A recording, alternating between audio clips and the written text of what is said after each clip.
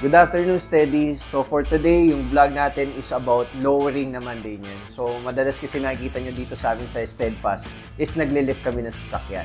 Fortuner, Raptor, madalas yan, Everest. So this time, makikita nyo, lowering naman tayo. Kakabitan natin din yun is Ford Mustang. Ford Mustang. So Ford na naman. So explain namin kung anong purpose ng ST suspension natin. This is STXA, made in Germany. Ang purpose nito is i-upgrade yung suspension natin. Better performance, better handling, lalo na sa street, medyo mapapabilis tayo. Napakagandang gamitin. Then Daniel, pakita mo lang yung adjustable rebound natin. So ito yung adjustable rebound. 16 click. Pwede siyang lambutan and tigasan. Then yung drop naman natin dito guys is 40 mm or 20 mm. So depende yan sa kliyente kung pwede niya isagad to ng 40 mm. So yun yung pinakasagad natin. So that's 1.5 inch. Doon naman sa 20 mm natin, kung ayaw naman ni client na sobrang baba, mga almost 1 inch. Tapos hindi to advisable sa stock height. Okay Daniel, explain mo naman yung housing niya. Saan gawa? So yun, yung housing nito is galvanized steel. Tapos may zinc coating siya para anti-corrosion. Anti-rust yan.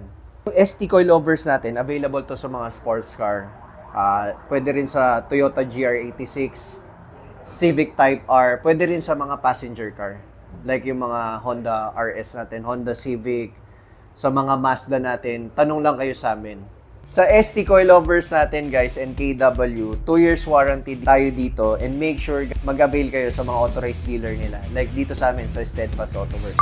So Daniel, ikabit na natin to dun sa Mustang.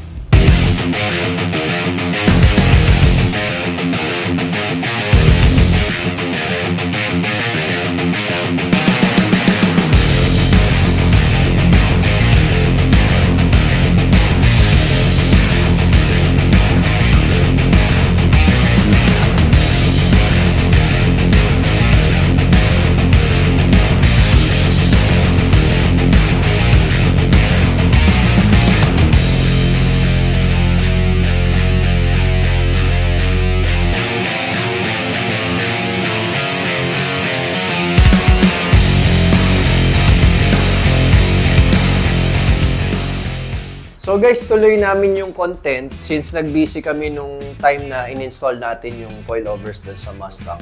So si Daniel yung kasama nila, KW at saka ST team, nag-test drive sila. So chinek nila yung naging performance ng Mustang. So Daniel, kamusta? Yung pag-ikot nyo? Maganda yung handling, smooth yung ride, gawa ng adjustable 16 click rebound damping. Ayun naman guys yung maganda sa nag-upgrade ng coilovers kumpara dun sa lowering spring. So makukuha nila yung hinahanap nilang performance. Lalo na mahilig mag-run yung anak ni Boss Albert. So masusubok talaga yung coilovers kumpara dun sa lowering spring. Kasi naka-lowering spring na sila eh. And nasubukan na nila Daniel yung ST coilovers natin kasi kinabitan na natin sila before ng W. ST coilovers dun sa BMW nila. And hindi ito yung una kasi meron din tayong kinabitan na KW dun sa Toyota GR86. And they are planning rin to upgrade dun sa Honda FL5 nila din yun. Woo! Ni Boss Albert. Ang pag-order nga pala natin dito guys is mag-aantay tayo ng mga 8 weeks. I think 8 weeks eh. Medyo ganun katagal. Pero kung meron naman tayong stock dito, mabilis lang naman yan. So order lang natin. Pero ganun yung nangyari kila Boss. So nag-antay pa sila ng mga ilang buwan, parang 2 months din, 8 weeks. Para lumagpas pa nga ng konti, para lang makabit natin yung... Kasi galing pa itong German. Galing pang Germany yan guys, tapos mag-stop lang sa Singapore, tapos didiretso pa sa atin. Yes. So yun, Daniel, invite mo na sila sa shop natin, tsaka sa mga social media natin. So yun guys, visit kayo dito sa Steadfast Autoworks Makati. Along Osmeña Highway. Skyway Southbound, Quintia, exit. Tapos follow nyo kami sa aming Facebook, TikTok, Instagram, YouTube. Like, share, and subscribe. Like, share, and subscribe. So iba yung nakita nyo, mga sports car naman. So dadami yan, Daniel. At lowering naman. Madalas na nila nakikita sa content natin, Daniel, lift. Gaya nun, no? Pakita mo, lift mo. Ayan, mga ganyan. So abangan nyo guys, dadami to. Mga lowering naman natin. So message lang kayo.